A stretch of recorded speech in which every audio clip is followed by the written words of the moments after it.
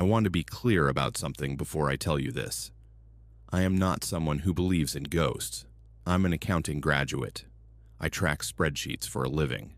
I own 2 houseplants, one of which is currently dying, and I have never, not once in my adult life, described myself as someone interesting enough for anything to happen to. That matters. I need you to know that about me before I tell you about October. My name is Marcus. I was 24, and I'm still not sure how to explain what that campsite did to me, except that I came back a different person than the one who drove up. The trip was my idea, which is the part I carry.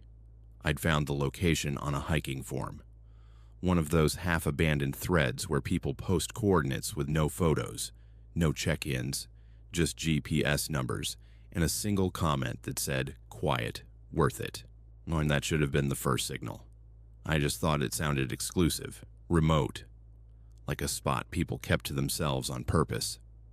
I talked Joel and Danny into it the way I talked them into most things, with momentum. Joel was the kind of guy who just fed off your energy. You get excited, he gets excited, and suddenly it's happening. Danny was the opposite.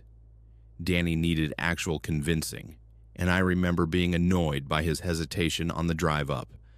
I remember that now with a specific kind of shame. We got there late Friday, mid-October, so the light was already gone by 5. The forest was pine, old pine, the kind that grows so close together the canopy kills everything underneath, so you're walking on this carpet of dead needles between bare trunks. Beautiful, actually. I remember thinking it was beautiful. We pitched 3 tents in a triangle, habit from a camping trip freshman year, some idea about visibility and wind. Joel's blue, 2-man on the left, Danny's orange backpacking tent on the right, mine in the center rear. We cooked badly over a camp stove, argued about which of us would be the last to die in a horror film, and went to sleep by 10.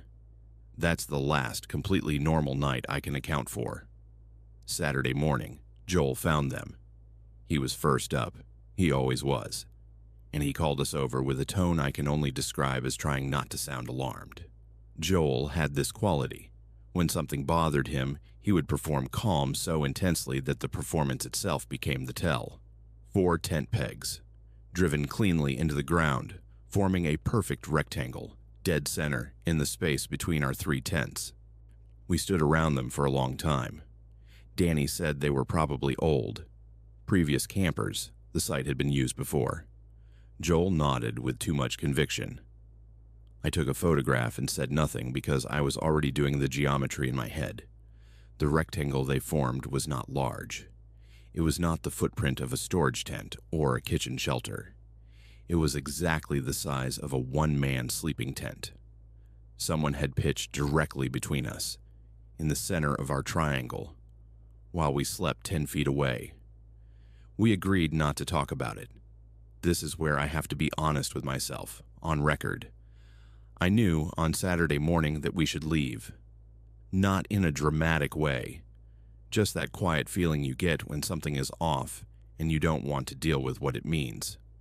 I knew it, and I talked myself out of it. It was probably nothing. It would feel stupid to leave over tent pegs. Danny would say I overreacted. The drive was 2 hours, and we'd just gotten here. I chose the easier story. I want you to understand that I'm not the hero of this. I was just the person it happened to. Saturday afternoon, I found the note. It was folded into a small square tucked inside my left boot, which had been inside my tent, zipped closed. The paper was regular printer paper. The handwriting was careful, deliberate, not rushed. 6 words. Leave before the 3rd night. I stared at it for a long time. I looked around the campsite. Just trees. Just the forest doing what forests do. Standing there, completely still, giving you nothing to work with. And I had that feeling of being watched, not a thought. More like something physical. Like the hair on your arms knowing something your brain hasn't caught up to yet. I didn't tell the others until that evening. Joel went pale. Danny said it was a prank. Someone from the forum, someone who'd seen our post about the location. He said it with complete confidence, and I watched his hands, and his hands weren't confident. They were very, very still, which is what Danny's hands did when he was afraid. Joel recorded audio while he slept that night. His phone, propped against his water bottle, running all night. In the morning, he played it back with the volume all the way up. 4 hours. 4 hours of slow, deliberate footsteps, circling the camp, not approaching, not retreating, circling. The pattern never varied. The pace never changed. It had the quality, and I know this sounds strange, of something being done carefully.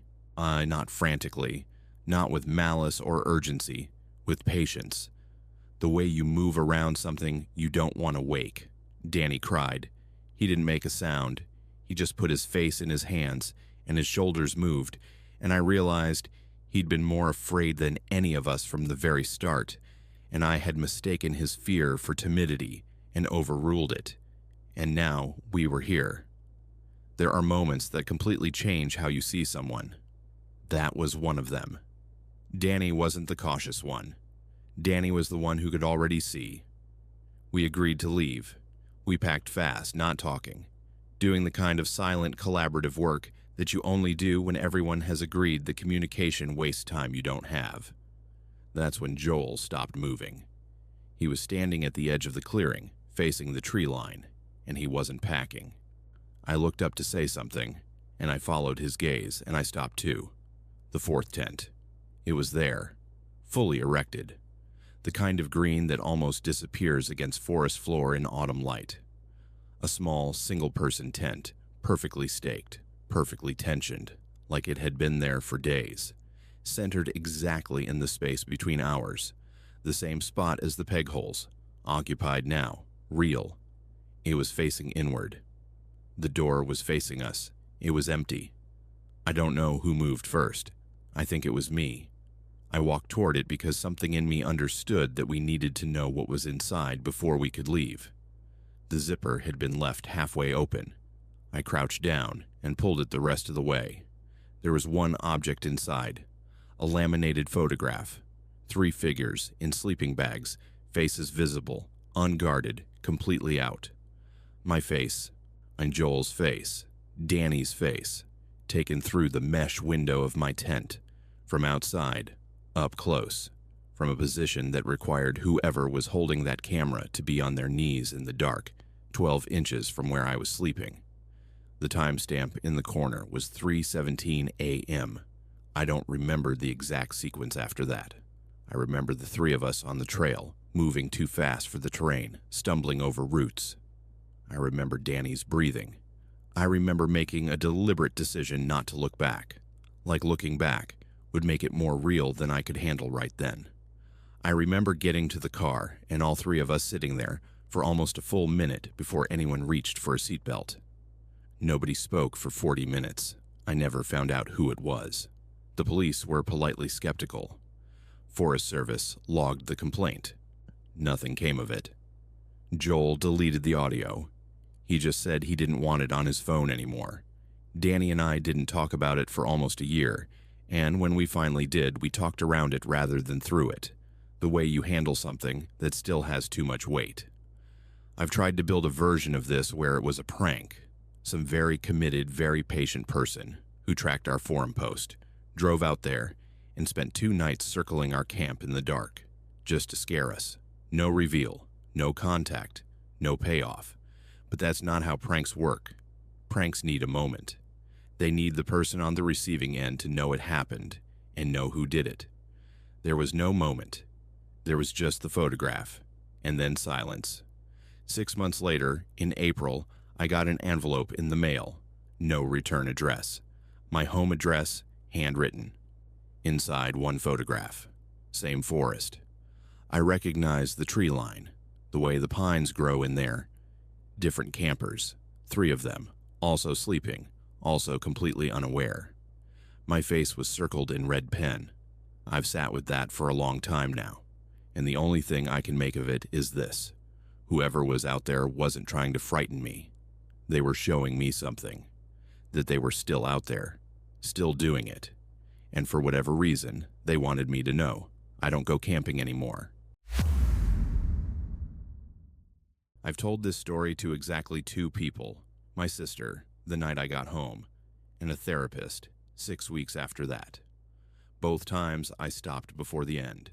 Not because I didn't want to finish it, because finishing it makes it real in a way I'm still not ready for.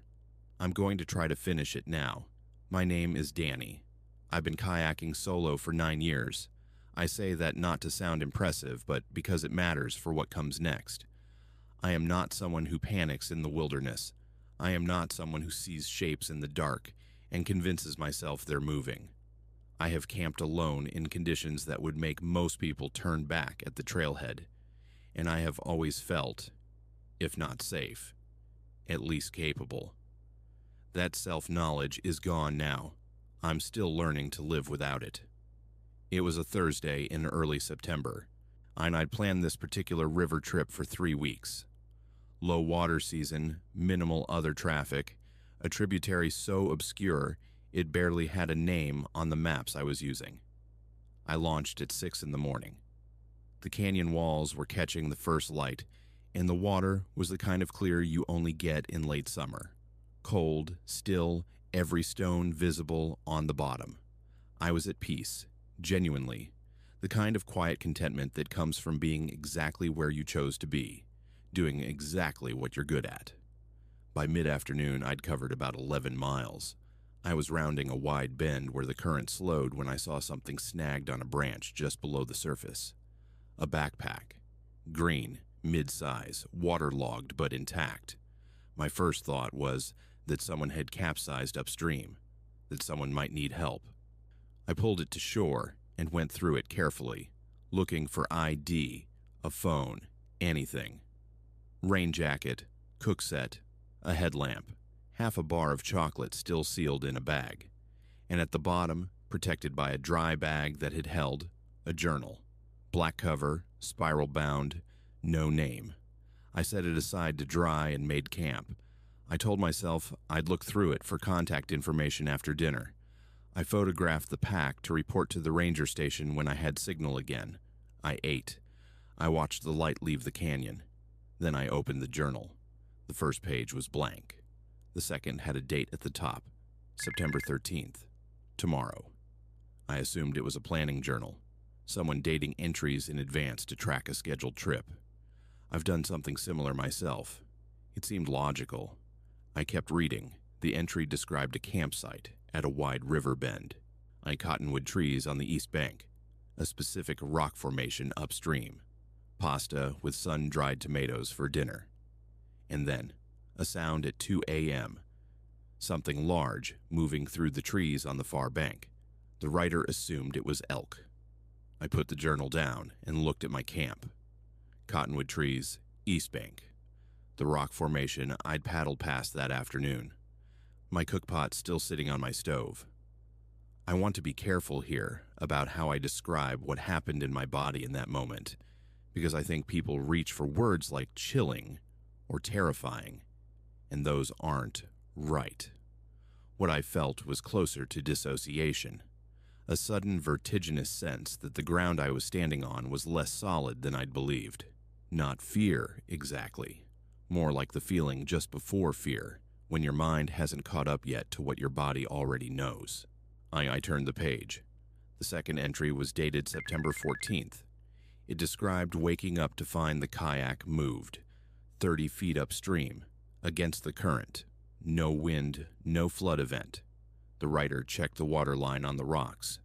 It had simply relocated. The entry ended mid-thought, the way a person writes when they don't know how to finish the sentence. I went and checked my kayak. It was where I'd left it.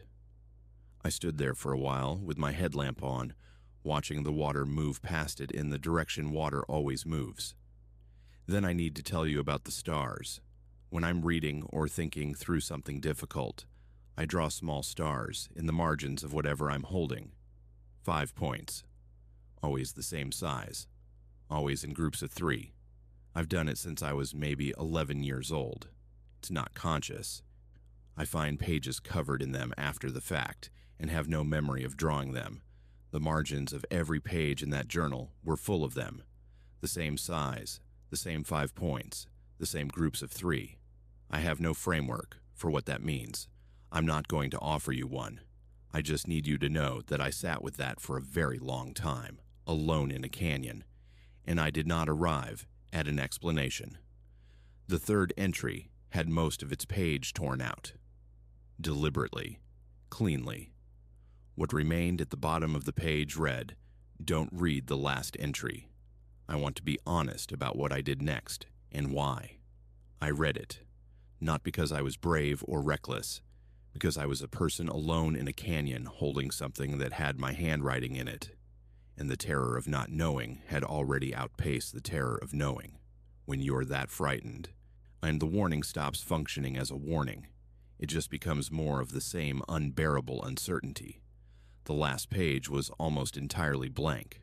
One sentence in the center, in my handwriting. You looked right at it and smiled. I put the journal in my tent. I lay down. I checked my watch every 30 or 40 minutes, not because I expected anything, but because my nervous system had made a decision my conscious mind hadn't fully endorsed yet. At exactly 2 a.m., something moved through the tree line on the far bank. I won't dress it up. I won't describe it as intelligent or deliberate or patient, because I don't know what it was. What I know is that it was large, and that it moved along the tree line for several minutes without approaching, and that the silence after it stopped was the part that took the longest to recover from. I did not sleep again. When it was light enough to see clearly, I packed my camp. I loaded the kayak. I paddled out without stopping. I found a fire ring at a day-use area downstream. I burned the journal. I watched every page go, and I felt, not relief, something more unfinished than relief, the kind of feeling that tells you the act of destroying something doesn't undo your knowledge of it. I went home. I called my sister. I stopped the story before the end. I started seeing a therapist. I stopped the story before the end there too. 7 months passed. I was going through a box of old notebooks last week, looking for a phone number, something ordinary. And I found one I hadn't opened since before that trip, years before. I opened it to a random page. In the margin, in my handwriting, in groups of 3, small stars. I on a page that was otherwise empty. I don't know what was in the tree line. I don't know how the journal ended up in that river, or how it had my handwriting in it, or what happened on the half of the torn page I never got to read. I don't know what I looked at. I don't know why I smiled. What I know is that I'm still here, that I paddled out, that most days that feels like enough, and some days it doesn't. What I know is that the questions don't get quieter with time. They just find a lower register, the kind you feel in your chest rather than here in your head. I know the journal is ash. I know the stars are still appearing. I have no ending to give you. I'm sorry. I don't think there is one yet. My therapist said the mountains would help. No phones, no screens, no news cycle bleeding into your bedroom at 2 in the morning. Just altitude and silence and 6 strangers learning to exist inside a single moment. She wasn't wrong about the silence. She was very wrong about what the silence was hiding. This is what I need you to understand before I tell you what happened. We were 40 miles from the nearest road, day 5 of a digital detox retreat. No watches except Jules's analog one. No way to call anyone. No way to check anything. No way to anchor yourself to the outside world. Just the 6 of us. Our facilitator Jules. A high-altitude meadow, and mountains that had been standing long before any human thought to be afraid of anything. I thought the disconnection would feel like freedom. By day 5, and it felt like something had been waiting for us to cut the line. There were 6 of us in the group. Jules made 7. The others were Kevin, who talked too much when he was nervous. Petra, who had rules for herself that she followed like a religion. Danny, who barely spoke. Reef, who laughed at everything. And Sewell, a retired teacher who listened harder than anyone I have ever met in my life. The kind of listening that made you feel like he was storing everything for later. The walkie-talkie was in the supply bag. Jules found it while reorganizing on day 3. Old military surplus left behind by a previous group. She checked it, got nothing, set it aside. We all saw her do it. On the afternoon of day 5, Reef picked it up again the way bored people pick things up, turning it over, clicking the dial. The batteries were dead. Jules had confirmed that, so we were not paying attention when it crackled. We started paying attention very quickly after that. The voices came through clearly. Our voices. A conversation about coffee and altitude and something Kevin had dreamed the night before. Specific, detailed. The exact rhythm of how we talked when we were relaxed around a fire. A conversation that had not happened yet. It happened at 9:43 that evening, and every word matched. Not roughly. Exactly. Including a pause where Reef almost said something and then didn't. Including the way the fire popped at a specific moment. Including the half-second where everyone laughed at slightly different times. We had heard it 4 hours earlier on a device with dead batteries. Jules did not try to explain it with radio science. She is smarter than that, and so are we. She sat with it for a long time, and then said, very carefully, that she did not know what this was, and that she needed everyone to stay calm while she thought about what to do. Kevin said we should hike out immediately. Jules said hiking at night at this altitude on trails we only half knew was more dangerous than waiting for daylight. Reef said we should listen again. Nobody agreed with Reef out loud, but nobody moved to put the walkie-talkie away either. That is the thing about a device that has already proven itself accurate. The rational response is to destroy it or leave. The human response is to keep listening, because knowing what is coming feels, in the moment, like a form of control. It is not, but it feels like it. The second broadcast came through at 10, then the third, each one matching its future perfectly. In each one tightening the feeling in the camp from confusion into something colder and more specific. After the third one, Kevin started packing his bag. Sewell put a hand on his arm and said quietly, "We wait for Jules's call." Kevin stopped packing, not because he agreed, because Sewell had a way of saying things that made you stop. Jules made the call after the fourth broadcast. We hike at first light. Everyone stays together. Nobody leaves the firelight for any reason until then. It was a good call. It was the right call. The fifth broadcast came through at 11, and it was Petra. Just Petra. Her footsteps on packed dirt, the specific sound of the forest at night, her breathing, the brush of branches. She was walking into the trees alone. The broadcast lasted 40 seconds, and then cut to static. And Petra looked at the walkie-talkie, and then looked at her own hands, as if checking that they were still hers. She said, "I have not gone anywhere alone at night since I was 19 years old. That is a rule I have followed for 15 years. I would not break it. I would not." We believed her completely, which made what happened next so much worse.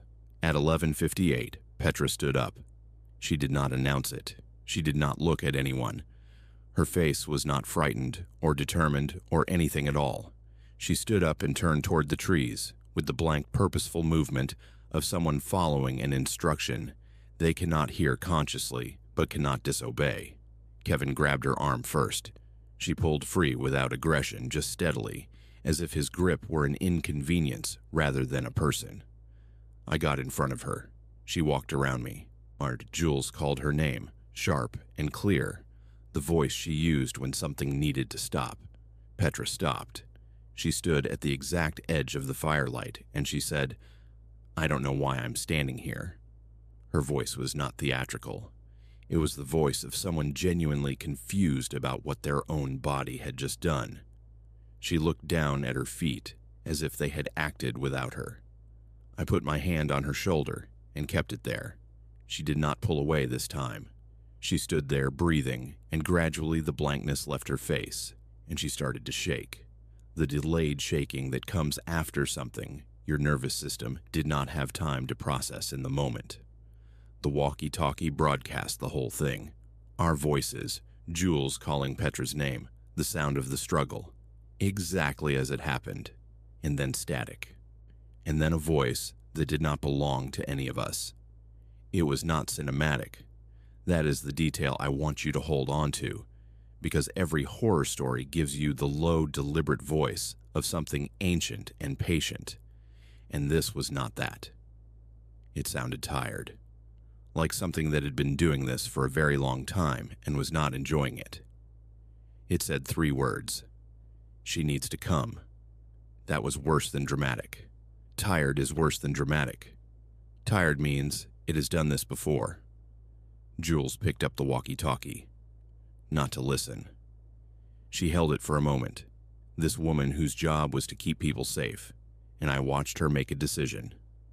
She carried it to the flat rock at the edge of camp, and she brought her boot down on it 3 times. Then she handed the pieces to Kevin and told him to scatter them away from camp in different directions. Yes, which he did, immediately, without any of the hesitation that had been slowing all of us down all evening. Reef did not laugh. Sewell said very quietly, "There will be one more." We didn't know what he meant until around 2 in the morning, when we all heard it anyway, coming from the direction Kevin had walked. Faint and distorted, but still audible because whatever was broadcasting did not need the device to be whole. 40 seconds of silence. Then my name. We left before dawn. Jules made that call and nobody argued. 9 hours of hiking by headlamp and then by gray morning light, all 7 of us, packs on, not speaking much. The mountain was exactly as it had always been. It did not feel hostile. It felt indifferent, which by then felt like the same thing. I did not look back at the meadow. I noticed that none of us did. I wanted to be honest about the 3 weeks that followed because I think honesty is the only thing I have left to offer on this subject. I went home. I slept badly for 2 weeks, and then slightly better. I talked to my therapist.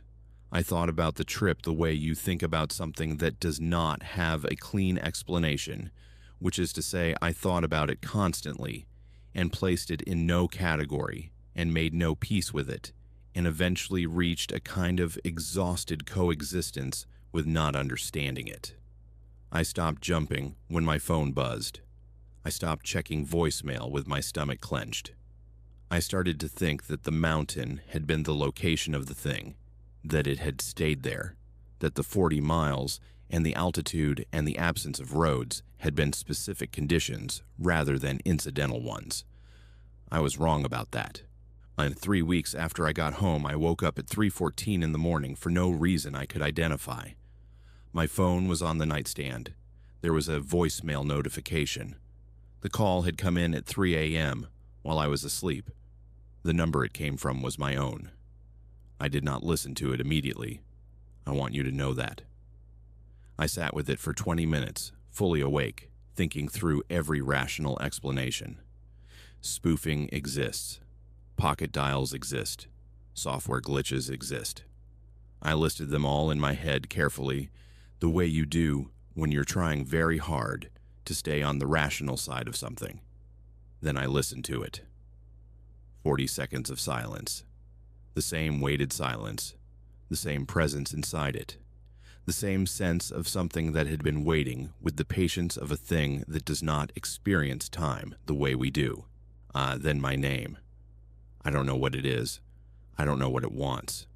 I don't know if it stayed in the mountains and reached across the distance, or if it was never in the mountains at all, and the mountains were just where it chose to introduce itself. What I know is this. It knew my name before it ever said it out loud. It said it twice. Once in a meadow 40 miles from a road, through a broken device in a voice that sounded tired of waiting. Once into my voicemail. At 3 in the morning, from my own number. My therapist still says the mountains would help.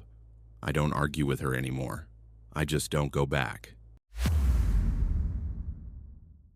My name is Raina. I've been a wildlife photographer for 11 years. I know how to be alone in the dark. That's not a boast. It's just the job. You wait. You stay still. You don't make yourself the most interesting thing in the frame. I was good at that. I was. I want you to understand something about the way I see the world before I tell you what happened, because it matters. It matters a lot. I don't look at photographs the way most people do. Most people look for the subject, the bird, the wave, the face. I look at everything else, the negative space, the corners. What's slightly out of focus in the background that your eye slides over without registering. That's the job. Training your eye to see what the camera caught that your brain decided wasn't important. Which is exactly why what happened on that bluff broke something in me that hasn't healed. It was November. Northern California coast. One of those campgrounds that sits right on the edge of a bluff above the Pacific. Fog rolling in every night around 8. The kind of cold that's wet before it's cold. I'd been commissioned for a long exposure series, nocturnal coastal landscapes, the way moonlight interacts with sea fog, the horizon dissolving. Artistic, quiet. The kind of work that requires being the only person awake for miles. I was solo. That was normal. I prefer solo. No one's breathing disturbs the shots. I set up camp Friday afternoon, checked the weather, checked my equipment, ate something from a can, watched the fog come in exactly as predicted, pulled out my tripod, and started shooting around 10 p.m. I felt nothing that night. No unease, no instinct firing, just the cold and the shudder and the sound of the ocean somewhere below the bluff edge, invisible in all that gray. I went to sleep around 2, Saturday morning. Coffee, download the cards. I have a ritual with image review. I go through every frame at full resolution before I do anything else. No culling, no skipping, every single frame. Because I've lost shots before by assuming I knew which ones were keepers. The coastal shots were good. Really good, actually. The fog was doing something interesting with the long exposures. These soft, directional streaks of gray over the water. I was already thinking about sequencing. I was on frame 43 when I stopped. There was a figure at the left edge of the frame, standing in the tall grass about 60-70 feet from my tent. Just standing, facing the camera. My first thought was completely mundane. Other camper. Couldn't sleep. Out for a walk. I zoomed in. The figure was, I want to be precise about this, not doing anything alarming, just standing. Arms at their sides, no light source of their own. The long exposure meant there was some motion blur on the grass around them, but the figure was completely still. Sharp. I noted it. Scrolled forward. Frame 44. Figure still there. Same position. 45. Same. I checked the timestamps. These frames were taken at 30-second intervals over about 40 minutes. The figure stood in exactly the same position for at least 40 minutes. Odd, I thought. But okay. Birdwatcher. Insomniac. Someone having a rough night. I finished my review. Made more coffee. Went back out to scout locations for the evening. I didn't think about it again until I was falling asleep that night. And then I thought. They never moved. Sunday morning. Same ritual. I found the figure in frame 9. I felt it before I consciously registered it. This small drop in my stomach, like a step you expected to be there, that isn't. I went back to Saturday's frames, opened them side by side on my laptop screen. The figure was closer, not dramatically closer, not rushing toward me closer, just measurably, undeniably, 12 feet closer than the night before. Same posture, arms at sides, facing the camera, still sharp in frames, where the grass around it was blurred by wind. I sat with that for a long time. Here's the thing that professionals do that maybe civilians don't. We problem solve. I started running through explanations on different persons standing in a slightly different location. Lens distortion creating a perception of distance that wasn't accurate. My memory of the first image being unreliable because I'd only seen it once. All of those explanations were possible. None of them felt true. I made a decision. I had a secondary camera, a trail camera, motion triggered, designed for exactly this kind of overnight wildlife documentation. I mounted it on a stake facing away from the water, facing the grass, facing the direction the figure had been standing. I told myself I was being methodical, scientific, that I would have an explanation by morning. I slept badly. That's the first time I'll admit that. I slept badly, and I woke up twice for no reason I could identify, lying in my sleeping bag, listening to fog and wind and the distant ocean. I'm telling myself there was nothing out there. Monday morning, I pulled the trail camera card before I even made coffee. 47 triggers between 2 and 4 a.m. If you've used motion cameras for wildlife work, you know what a normal trigger count looks like. Deer, raccoons, the occasional coyote. You might get 8-10 triggers on an active night. 47 triggers in a 2-hour window means constant movement. I opened the first frame. Black. Not underexposed black. The flash had fired, I could tell from the data. Just black. Like the flash had hit something that absorbed it entirely. No ambient reflection. No ground cover caught in the periphery. I went through 20 frames like that. Pure black. Flash confirmed firing. No image. Frame 21. 2 eyes. Reflective. The way animal eyes reflect in a camera flash. That greenish-white retro reflection. But the position was wrong. The height was wrong for anything on 4 legs, and there was only reflection from the eyes. Nothing around them. No face. No outline. Just 2 points of light floating in complete black. I went through the rest of the card. More black frames. Then eyes again.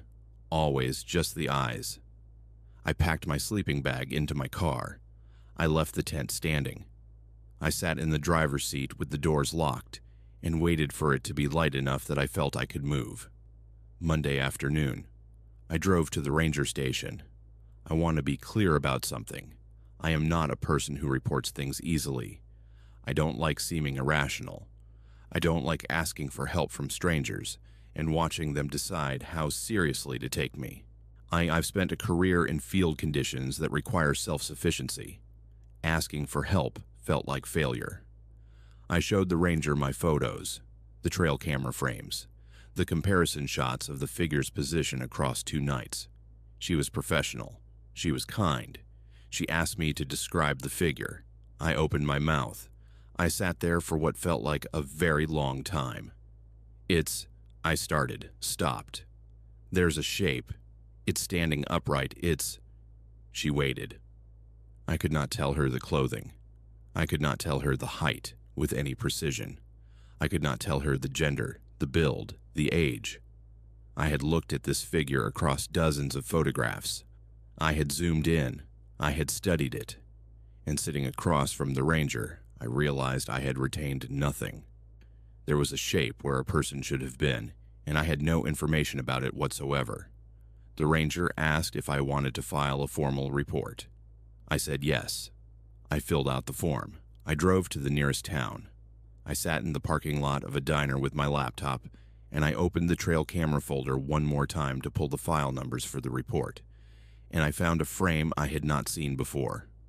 Timestamp: 4:17 a.m. The flash had fired. The image was not black. My tent, my sleeping bag, my shape inside it. Asleep. And standing directly over me, between the camera and my sleeping bag, close enough that it filled the frame from chest to floor. The shape. No face. No clothing I could describe. Just a figure standing over me while I slept, and in the position where its face should have been, turned toward the camera. I looking directly at the lens. I drove home that Monday evening, 16-hour drive. I stopped twice. I did not feel safe stopping, but I was too frightened to be on the road after dark. I never camped alone again. I want to be direct about that. It's not that I decided not to. It's that I understood, in a way that is difficult to articulate, that alone no longer existed for me in the way it had before. The thing I had valued about solitude, that sense of being unwatched, of existing without an audience, was gone. The figure appeared in a photograph I took 6 weeks later. Urban job, architecture shoot, downtown midday. There it is, at the far edge of a parking structure. Same posture, same distance, roughly. My own apartment. I had a colleague come over, take some photos for a piece I was writing. When she sent me the files, there, or corner of my living room, arms at its sides, facing me. I've stopped enlarging those images. I've stopped zooming into the corners. Not because I think I won't find it, but because I know I will. And I know it already knows I'm looking. My sister still has the voicemail I left her the night before I started the hike. She played it for me in the hospital. I don't remember leaving it. That's not part of the missing time. That's just how voicemails work. You forget you made them. But hearing my own voice say, "Back in 2 weeks, don't worry about me," while she sat across from me having cried for 6 weeks straight. That was the moment it stopped being abstract. I had been gone for 43 days. I remembered 14 of them. The trail was her idea, originally. Years ago, she'd done a section with friends and kept saying I should try it. I'm not outdoorsy by instinct. I work in insurance compliance. My job is reading documents other people wrote carelessly and finding the sentence that will matter later. I do this well. I have never lost a file, missed a deadline, or forgotten an appointment. I booked the trip to prove I could do something unstructured. That's the honest reason. Not nature, not peace, ego. I bought a journal specifically for the trip, graph paper because I can't help myself, and started pre-writing the date headers in January for an August departure. My colleague saw it on my desk and asked what it was. I told him. He said that's the saddest thing I've ever seen. We're still friends. I think about that a lot now. The version of me who thought pre-labeling a hiking journal was the most embarrassing thing that would come out of that trip. I drove to the trailhead on a Tuesday, parked, checked my pack weight against the spreadsheet, walked in. The first 2 weeks I remember completely. I'm the couple from the Midwest who were doing the whole trail for their anniversary and argued pleasantly about mileage every morning. The older man with the yellow jacket who gave me half his granola bar on day 4 because he said I looked like I was doing math in my head and needed sugar. The light on day 7 was... I wrote about this. I remember writing about it. The way it came through at a low angle and made the trail look like it went somewhere other than forward. Day 14, last entry I recognize. Feet okay. Shoulder okay. Mind quieter than it's been since I can remember. Think I understand why she liked this. The she is my sister. Here's what I know about day 15. I woke up. I made coffee. I looked at the tree line. Here is the next thing I know. I was in my car. Engine off. Keys in my hand. And the parking lot was the right parking lot. My car was not in it. The gap between those two memories has no texture. It isn't dark. It isn't confusing. It isn't like waking from a dream. It's just not there. The way a word isn't there when you're certain you know it. The absence is completely clean. I walked the lot twice before I admitted my car wasn't in it. Called the number on the information board. The woman at the impound lot said my vehicle had been towed for abandonment. She said the tow date. I made her repeat it. I made her spell out the month. 6 weeks. I had a very brief, very specific experience standing in that parking lot, which was that the world continued to be exactly as it was. Same light, same temperature, same smell of pine and dust. And I simply could not make it match anything I believed to be true. It wasn't panic. It was more like the feeling of a spreadsheet that won't reconcile, except the spreadsheet was my own life. I called my sister. I don't want to describe that call in detail. She had filed a missing persons report on day 16. There had been searches. She had, at a certain point, begun to prepare herself for a different kind of phone call than the one she received. The hospital found nothing inconsistent with 2 weeks of hiking. Not 6. 2. The doctor said it carefully. The way you say something when you're aware it creates more questions than it answers. My body showed no signs of the additional month. No unusual weight loss. No injury beyond normal trail wear. Whatever I had been doing for 29 days, I had been eating, sleeping, and walking in moderate weather. The police were thorough. They were also honest with me. There was nothing to find. No trail sign-ins. No camera footage from the access roads. No other hikers who came forward having seen me. I had been on a popular trail segment during peak season and had managed to not be reported or remembered by anyone. I went home. I sat down with my journal. This is the part I don't know how to say without it sounding like I'm building to something. I'm not building to anything. This is just what happened. The journal was full. I had pre-labeled 14 days. The journal had 43 entries, all in my handwriting. And I want to be specific about this because it matters to me. Not similar handwriting, not a copy, mine. The way my pen sits heavier on the downstroke. The way I close my lowercase too tight, and a thing my 4th grade teacher circled in red ink once, and that I've never been able to fix. The way I write my 7s with a crossbar, a habit from a bookkeeping course I took at 22. 43 entries. I read the first 14. They matched my memory almost exactly. The couple. The yellow jacket man. The light on day 7. I turned to day 15. Normal opening. Mileage estimate. Weather note. Then, took a side trail. Not on any map, but the path was clear. Well used. Wanted to see. Day 16. Small settlement. Maybe 12 structures.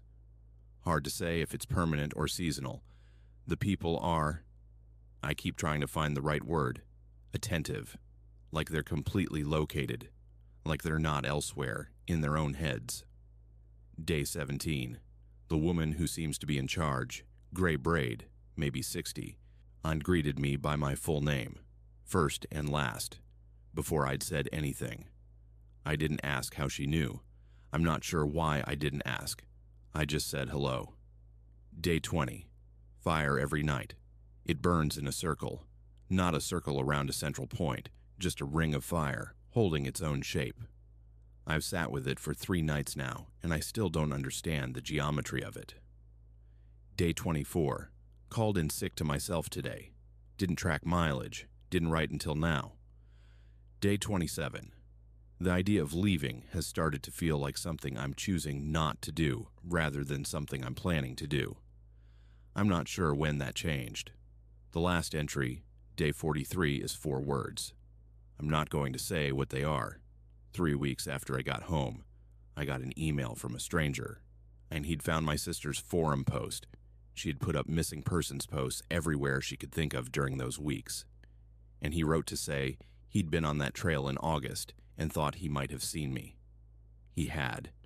He described my pack, my jacket, the specific way I hold my trekking poles, which my sister's post hadn't included. He said we crossed paths briefly on his day 3, going opposite directions. Normal exchange. He said I seemed fine. He said he saw me again roughly 4 weeks later, near the same area. He said I was walking south, back toward the start. He said something made him hesitate before calling out to me.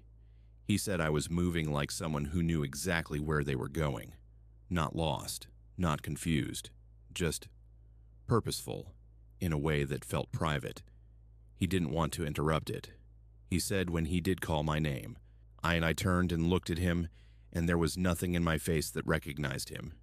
He said, and I've thought about this part more than anything else he wrote.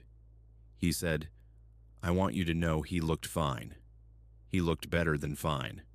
I've been on a lot of trails, and I've seen people having the time of their lives out there, and he looked like that.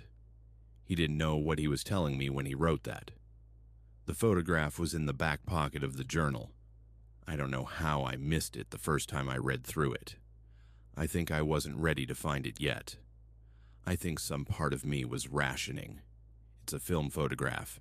You can tell by the slight curl at the edges, the particular quality of the color. Someone printed this from a roll. It shows a fire burning in a ring, 13 people around it. I am one of them. I'm sitting with my arms resting on my knees, leaning slightly forward. My face is... I've tried many times to describe my face in this photograph, and I keep landing on the same word, which I don't fully trust because it might be what I want to see rather than what's there. The word is relieved. I look like someone who has just been told something they'd been afraid to find out, and the news turned out to be okay. I'm the only one looking at the camera. Everyone else is looking at the fire. I do not recognize anyone else in the photograph. I have looked at it for a long time. The background is trees, dark, no identifying features.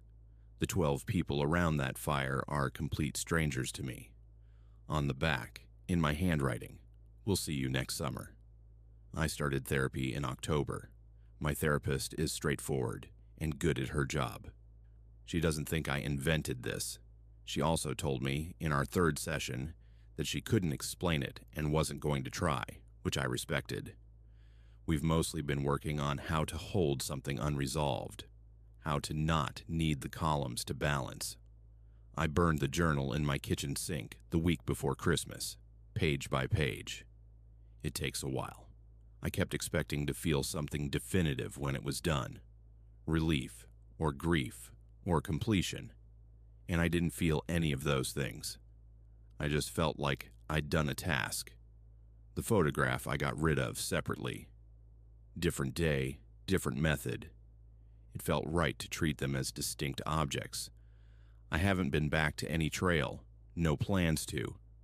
I want to be straightforward about the ending because I think you're owed the true version. The following July 14th, I woke up, and it was 4 a.m. I was standing at my front door, hand on the knob. My hiking boots were on, laced, double knotted, and my backpack was on my back. I checked it later. It was packed the way I pack, everything in its place, 14 days of food. I don't know how long I'd been standing there. I don't know what I was waiting for. I took the boots off, unpacked the bag, sat on the kitchen floor, watched the window until it got light, called my therapist when the office opened. I haven't told anyone else about that morning until now. I'm still not sure what I'm trying to tell you. I work in compliance. I find the sentence that will matter later. I've been going through this the way I'd go through a contract, looking for the clause that explains everything else. I haven't found it. What I have is this: 43 days, and 14 accounted for, 29 not. A journal I wrote but don't remember. A photograph of myself at a fire, looking like the most at ease I have ever looked in a photograph in my adult life.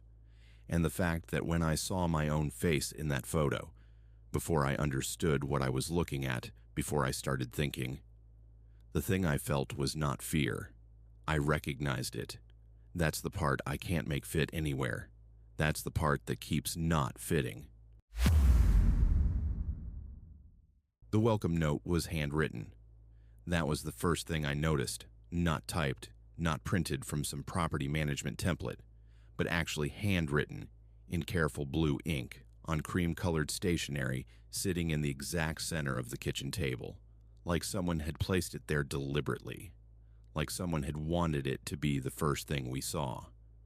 Theo dropped our bags by the door and walked straight to the fireplace. I walked straight to the note. That should have told us something about the two of us right there. My name is Priya. My partner Theo and I had been together for 6 years, and we had a tradition. Every December, no matter how busy work got, no matter how many things were pulling at us, we disappeared for 1 week. No itinerary, no resort, no hotel with a lobby bar and a spa menu. And we found the most remote place we could afford, and we went quiet for 7 days. That year, I found the cabin through a private listing. No major platform. Just a link shared in a travel form, a handful of photos, and a contact email. The photos were extraordinary. A cedar cabin on the edge of a frozen lake in northern Minnesota. Snow-covered pines in every direction. A wood-burning fireplace. No neighbors visible in any frame. The host, who signed their emails only as R, responded within an hour, confirmed our dates, sent a pin drop location and a lockbox code, and told us the key would be inside. No lease, no app, no review system. I remember thinking, this is either perfect or this is how a horror movie starts. Theo said I watched too many horror movies. He wasn't wrong. I just also wasn't wrong. The cabin was everything the photos promised and more.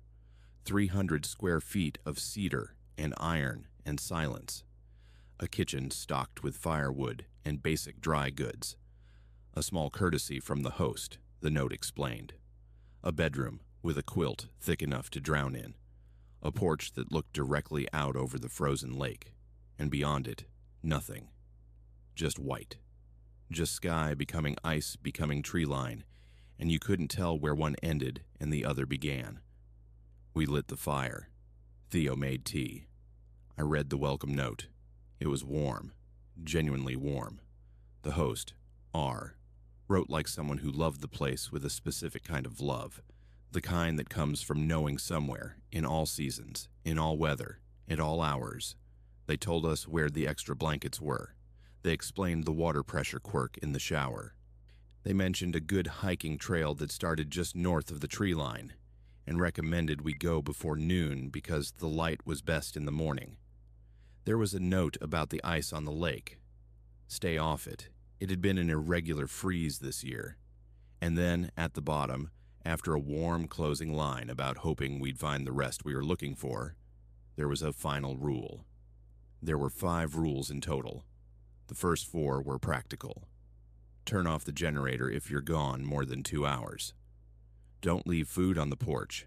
Bears have been seen in late autumn, and they don't always fully hibernate. The fireplace, flue sticks. You have to lift and rotate. Don't use the hot water and the kitchen tap at the same time. A pipe issue they were planning to fix in spring. The 5th rule was this. Do not acknowledge anything you hear after midnight. It is not for you. Just like that. Same handwriting, same blue ink, sitting at the bottom of the note like it was the same category of information as the pipe quirk and the generator. Theo read it over my shoulder. We both stood there for a moment. Then he laughed. I laughed too. We had a whole conversation about it.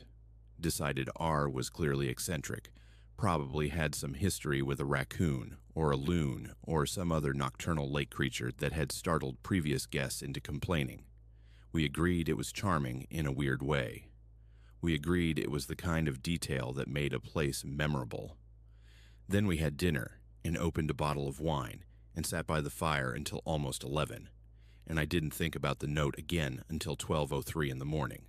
And I was already half awake when the knocking started. I don't know why. Some part of me had stayed close to the surface of sleep, hovering just under, aware without being aware. The bedroom was dark. The fire had burned down to low orange. Theo was beside me, breathing slow and even. 3 knocks. Deliberate, evenly spaced. On the front door, maybe 20 feet from where we lay. I was very still.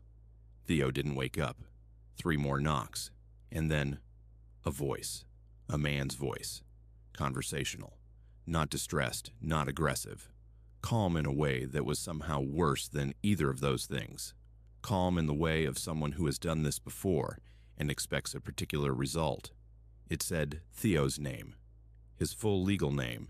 His first name and his middle name and his last name, all 3, the way you'd read them off a document. Theo does not use his middle name. Theo has never used his middle name. It is not on his social media, not on his work email, not on anything connected to a travel booking or a private rental or any piece of correspondence I had ever seen go out under his information. I felt him start to move, starting to surface from sleep, some instinct pulling him toward the door. My hand found his arm in the dark. Don't. I didn't say it out loud. I don't know if I even breathed it. But I held his arm, and I thought about the note, and I thought, it is not for you. He stilled. The knocking continued in irregular intervals. Sometimes 3, sometimes 1. Sometimes a pause, long enough that I started to wonder if it had stopped. And then it came again. The voice came twice more. Same name, same tone, same patience. At 12:47 a.m., it stopped. I know the exact time because I had been watching the clock on my phone with the screen turned to its dimmest setting, tracking every minute as if the numbers were something I could hold on to. We didn't speak until daylight. The next morning, we should have left. I want to be honest about that. We knew something was wrong. Not raccoon on the porch wrong. Not eccentric host with a sense of humor wrong. Wrong. And we stayed. And I have asked myself many times since why we stayed. And the truest answer I can give is that in daylight, in the snow, looking out at the frozen lake and the blue sky and the absolute physical beauty of that place, it seemed impossible. Everything about that morning argued against what we had heard. Daylight is very good at that. Theo suggested equipment. Suggested sounds carry strangely in extreme cold. I suggested the name was a coincidence, that he'd misheard, that I'd misheard. He had mostly convinced himself by noon. I found the guest book in the afternoon. It was on the shelf with the paperbacks and the board games. A simple cloth-bound journal going back several years.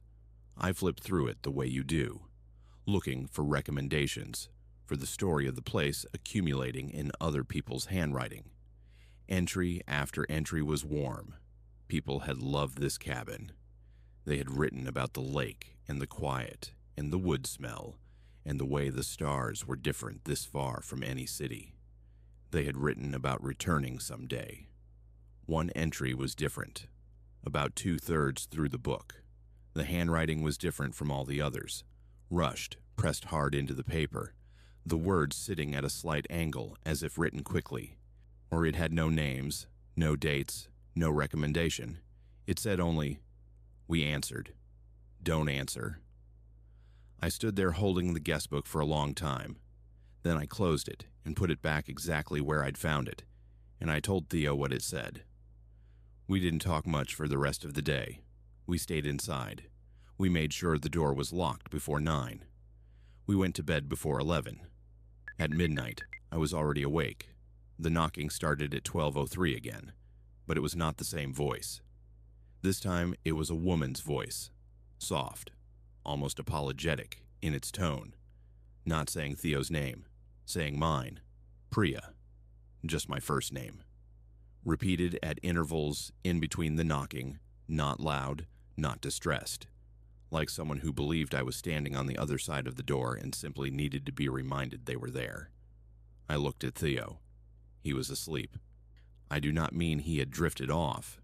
I mean he was deeply, completely asleep, breathing the slow, heavy breathing of someone hours under, not stirring at sounds that had woken him the night before. The voice said my name repeatedly, at moderate volume, in a small cabin, and he did not move. I did not acknowledge it. I lay there with my eyes open and my hands flat on the quilt on either side of me, like I was keeping myself pressed down to the earth. And I did not answer, and I did not move, and I counted the minutes on my phone. 12:47 a.m. It stopped. The third night, there was silence until 12:46. 1 minute before the time it always stopped. One knock, a single knock, and then a voice I had not heard before. A child's voice, high and clear and completely without threat in its surface texture, the way a child's voice is. And that quality made it worse, made it so much worse.